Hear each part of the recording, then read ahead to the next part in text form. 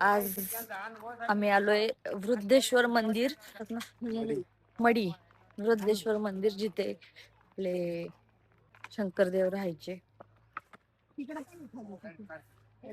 मी आई बाबा आणि हा असतोच माझ्यासोबत कुठल्याही व्लॉग मध्ये हा असतोच युवराज.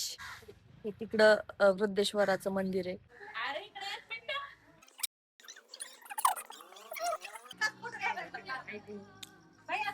वा इतकं छान मंदिर आहे. Oh my God.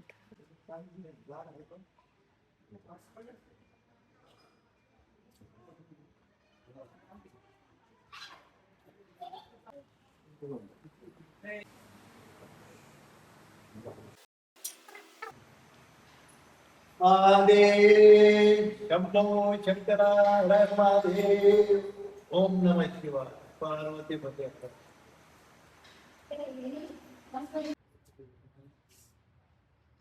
नंदी का नंदी त्याचा दोन नंदी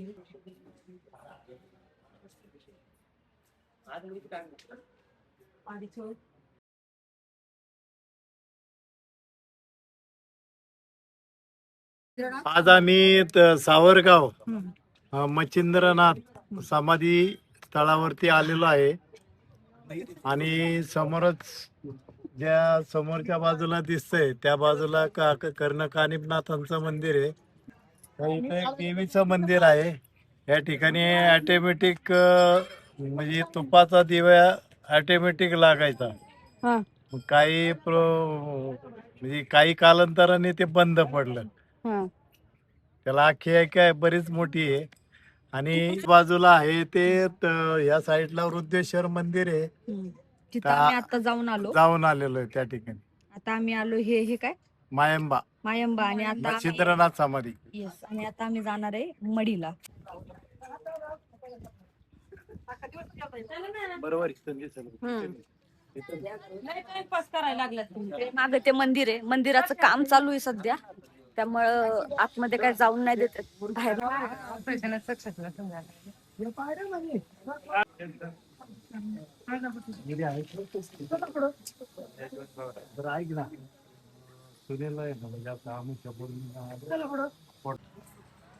आता आम्ही आलोय आता लास्ट देवदर्शन म्हणजे मढीला आलोय. मेन कानिफनाथांचं मंदिर आहे मढीला.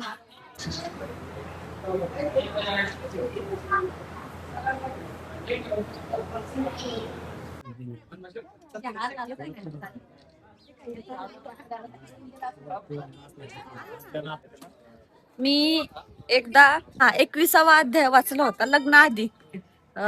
इन्फोसिसला असताना नाईट शिफ्ट असायची ना, आल्यावर वाचायची मी 21 वेळा काहीतरी 11 वेळा 21वा अध्याय वाचला होता. आणि आज पहिल्यांदा मी कानिफनाथांना आली आहे बाबांसोबत. बहुतेक मी तो अध्याय वाचल्यामुळेच बाबा मला भेटले, कारण बाबा सगळ्यात जास्त कोणाला मानत असतील तर ते कानिफनाथां.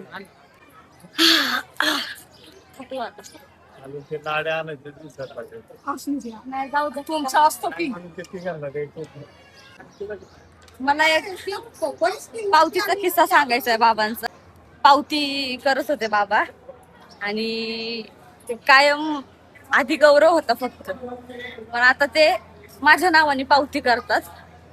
म्हणजे आता पण मी म्हणलं की गौरव शेलारच्या नावाने पावती करा, पण त्यांचं असं होतं की नाही, म्हणून गौरव शेलारच्याच नावाने पावती करायची, कारण मी लग्न झाल्यापासून तुझ्याच नावाने पावत्या करतो.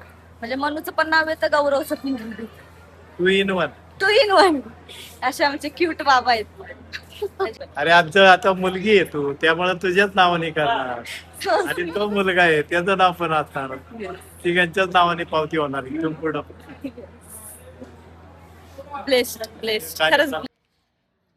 अशा प्रकारे आमचे सगळे देव करून झालेत आणि आता आम्ही चाललोय घरी. So bye bye. Thank you for watching my video.